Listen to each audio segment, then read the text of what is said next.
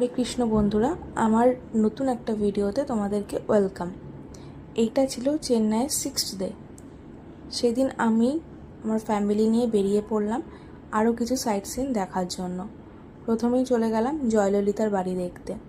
জয়ললিতার বাড়ির থেকে 5 মিনিট হাঁটা পথ ছিল রজনীকান্তের বাড়ি।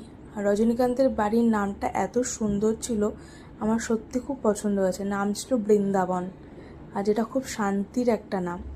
ওখান থেকে বেরিয়ে সোজা চলে আসি, একদম মেরিনা বিচের পাশেই রয়েছে লাইট হাউস।